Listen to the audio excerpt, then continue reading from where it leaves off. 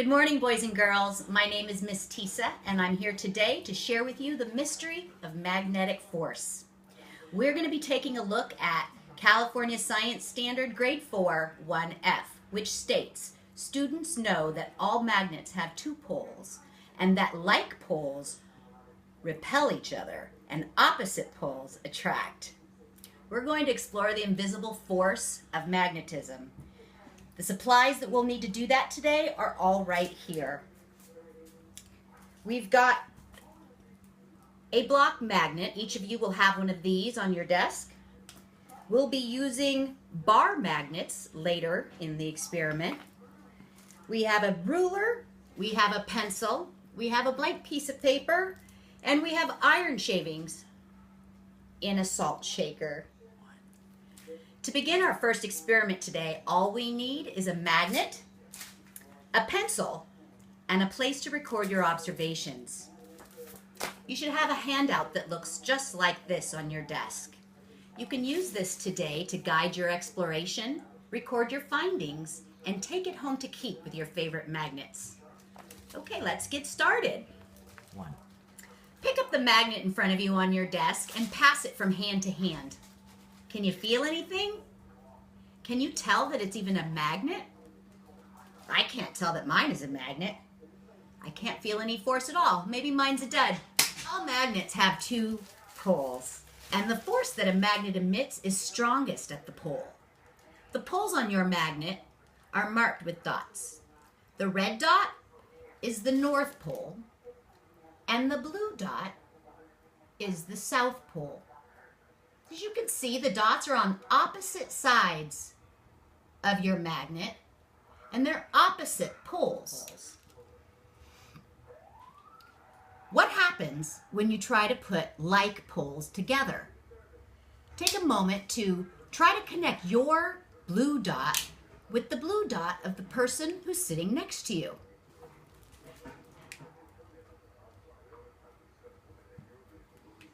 Can you push the magnets together? I can't. It's a pretty powerful force. How about the other side? Try the red dots. Can you make the red dots go together?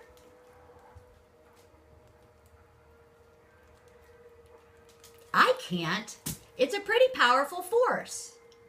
But opposite poles attract. Try to put together the red and the blue pole. Oh, well, that didn't take much at all. It went right together. In fact, it's kind of hard to pull apart. So like poles repel each other, and the opposite poles attract.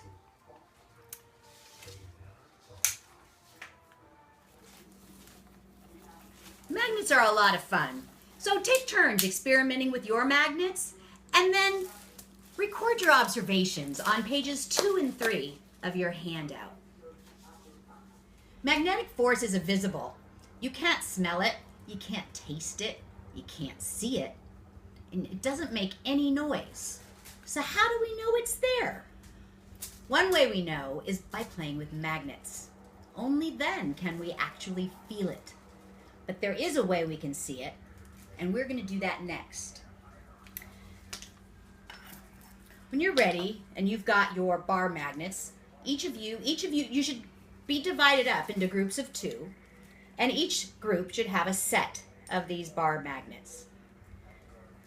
The poles on these magnets are clearly labeled, not with nail polish, that is now all over my hands, but they're painted and labeled.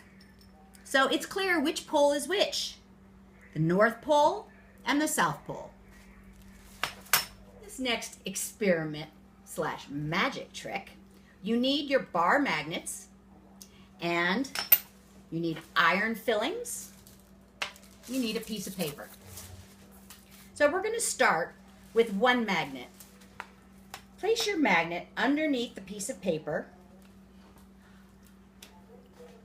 Take your iron fillings and simply sprinkle them on top of the paper.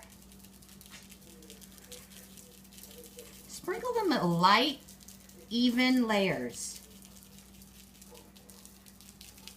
just try to go back and forth again and again. The more you do this, the darker the lines will get. Iron shavings are not magnetized, but they are magnetic. So they're attracted to the magnetic force that is surrounding the magnet, and they organize themselves in line with them.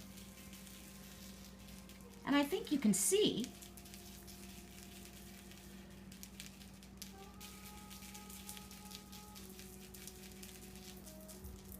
why don't you zoom in on that, and you can see what a visual representation of the magnetic force around a bar magnet that is under this piece of paper that looks just like this.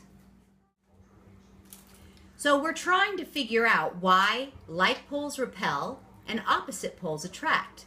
And we just saw the iron filings give us a visual representation of the magnetic field around a single magnet. Let's take a look at what the magnetic field looks like when we have two magnets. So this time you're going to have to partner with the person sitting next to you. You'll want to align your magnets so that the opposite poles are aligned together. So can you see that?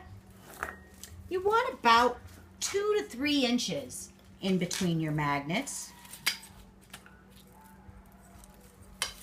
And I've got 2 inches right there. So we're going to take the same piece of paper, place it over our magnets, take our iron shavings, and sprinkle them again evenly and lightly. Light and even layers. And this time we're really focusing between the two magnets because that's what we want to know, right?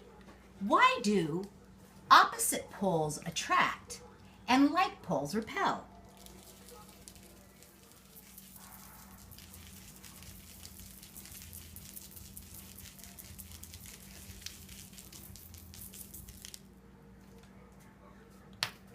Take a look at that. Is this what yours looks like?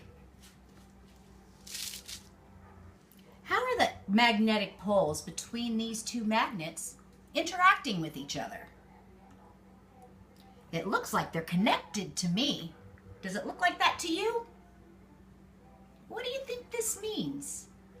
Do you think this has something to do with why opposite poles attract? Now, take a moment to sketch what you see in your handout. Now that you've recorded your results in your handout, we'd like to try and see what happens with the magnetic poles when we put like ends together. What do they say like ends do? They repel. Like poles repel. So you can pick. Do you want to put your north poles together? Or would you prefer to put your south poles together? The results are the same either way. So lay your magnets on the desk. And you want them to be about 2 inches apart. So I've set my magnets with like poles facing each other. And I've measured that they're 2 inches apart. Now I'm going to cover them with this nice clean piece of paper, and I am once again going to sprinkle iron.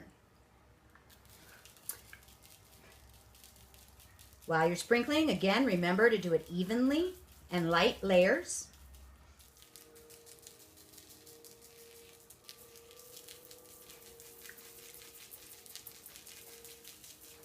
Okay. There we go. Does yours look like this? What's happening with the magnetic force between the poles of these magnets? Can you see what's happening? Is it joining together like it did when they were opposite poles? No, it's not. In fact, it looks like it's bumping up against each other. Could that be why the magnets push away?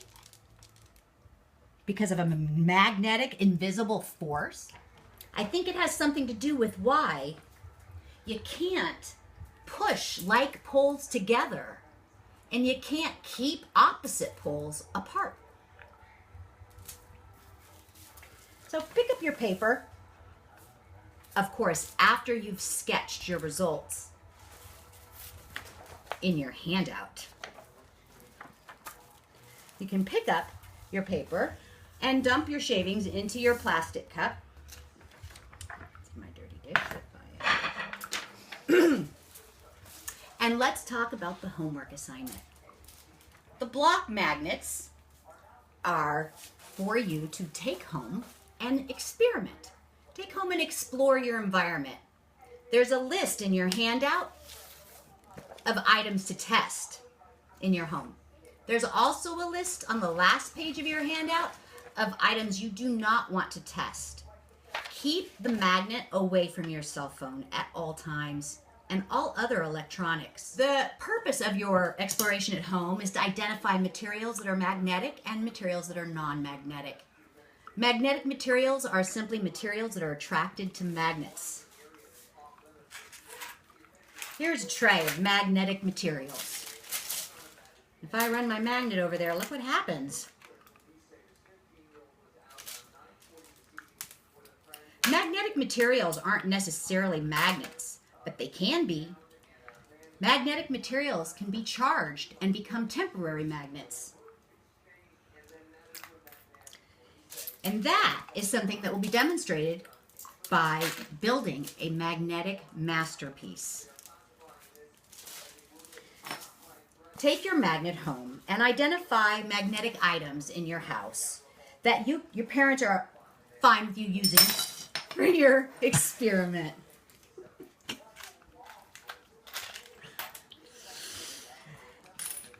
I'm going to show you an example of some of my materials here. I have some little metal pieces, and these are actually the end caps that go on my magnets. They're just little metal pieces. They're not magnetic on their own, but they are, well, they are magnetic, but they're not magnetized.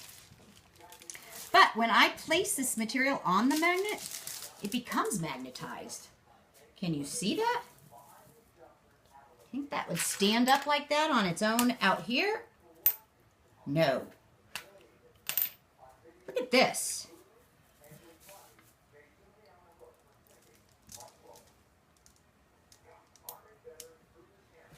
Wow. What do you think of that? I think it's pretty exciting. And the list goes on.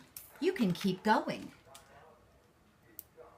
When you get close, when I get close with these little things, I can feel the magnetic pull because these magnetic items have become magnetized by the magnet. And so now they're exerting their own force, but it's temporary.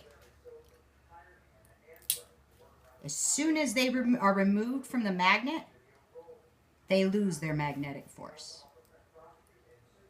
They become unmagnetized. But meanwhile, look what you can do. Building a magnetic masterpiece is a super fun way to play with magnets, and it gets exposed to magnetic force in a way that is a lot easier to understand. Oh, there went my magnetic masterpiece. So, discover what around your house you can bring to class next week and build a magnetic masterpiece of your own.